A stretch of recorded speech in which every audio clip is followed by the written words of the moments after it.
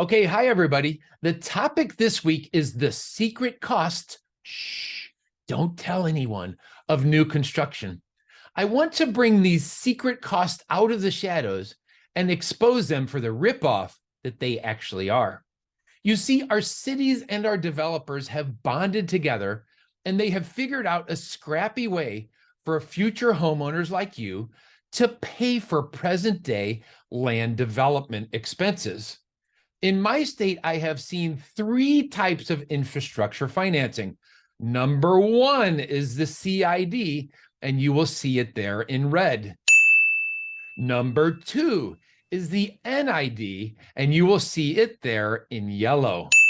And lastly, number three is the CII in blue. Neighborhood HOA fees and annual association fees are growing exponentially out of control. So let's unpack these expensive financing bonds as I consider this to be the fleecing of America. We are going to do all of that and more next.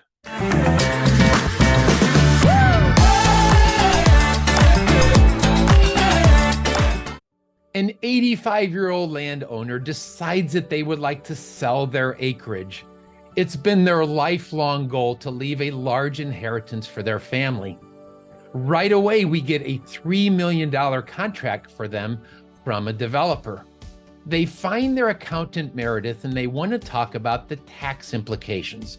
The first layer she talks about is a 15 to 25% capital gains fee because the value has gone up a lot in the 25 years they own the land. After that, there's also a whopping and exorbitant 40 to 60% estate tax on that after they pass away. So the original $3 million offer now looks like $1.2 million, and with 6 children, that just is not enough, and the sellers say, no deal, unless the developer can come up with $2 million more. So the sellers say, I won't do it for $3 million. I need $5 million to cover all of the extra taxes that would be due. So the builder, the developer sits back and thinks, how can we somehow come up with that extra $2 million?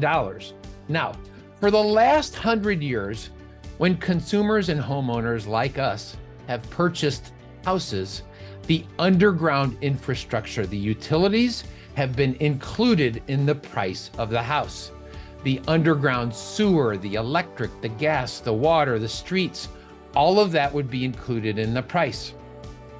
That's the underground infrastructure. And then of course, we would pay monthly usage amounts for the electric or the water that we use, but not anymore. The builder says, hey, I cannot afford to buy all that land and then afford to pay for the development too, because I would have no margin left over. But aha, I have an idea.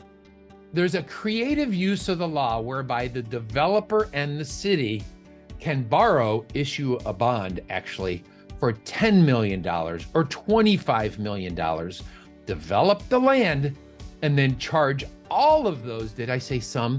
All of those expenses back to the new homeowners that live in the new subdivision for 33 years or 40 years or 50 years. Say what? As you already expected, that's called a CID, or it's called an NID, or it's called a CII. And several examples of that are coming up next with some recent subdivisions that have been developed. So now I'd like to talk about the site plan, the development plan, how these lots are divided, how the builder and the city are charging your bank account for all of these development fees that happen next. First, a group, not a couple, a group of engineers put pages and pages and pages together, 250 pages typically of drawings, and then later comes the site plan like this, which is kind of a pretty drawing that shows all the different colored lots. All right, When people are interested in the subdivision, they sign a CII assessment form like this. All right. It says Community Infrastructure and Improvement District. There it's called the CII Declaration. For only 33 years, depending how big your lot is, the different colors, A, B, C, D, and E, are indicated here by different colors, A, B, C, and D. And that is for 33 years. So the average lot, Class C in that subdivision, $1,800 for 33 years, over 223 homes. And this CII mandatory assessment is collecting, are you sitting down? $13.25 million. Hey, are there enough colors on screen for you? All right. The red.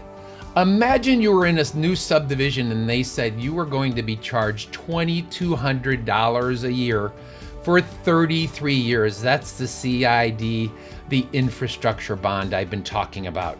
In addition to that, you know you're going to have an annual fee to the subdivision. Those are the monuments, those are the street lights, that's the erosion control, that's insurance for the subdivision.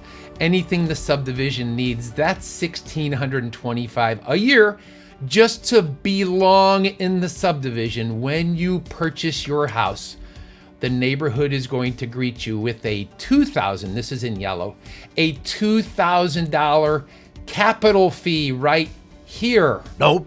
That will fund, they say we need to get the association account, the bank account funded.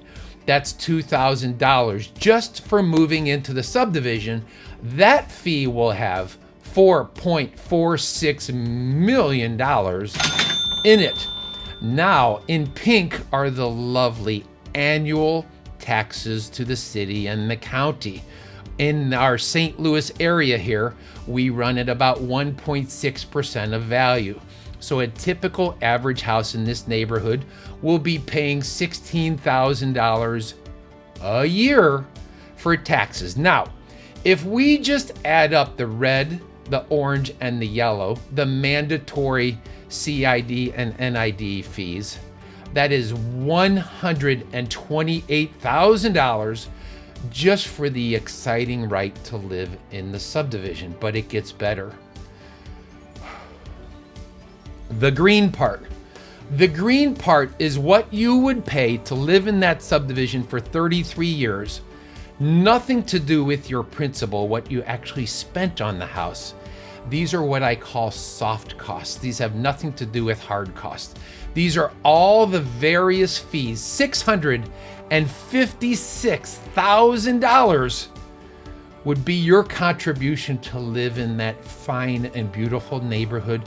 They even use the word community whenever they can to make it sound better. Okay, now at the very bottom here, you will also see that there are government mandated homeowners insurance fees. You can't own a house without having homeowners insurance on it. The government requires it. Then there's going to be monthly fees. Not only are you paying for the infrastructure to get your electricity to the house, but then you pay a monthly usage fee also for that electricity. And then the mortgage interest, which people used to do as part of their loan package.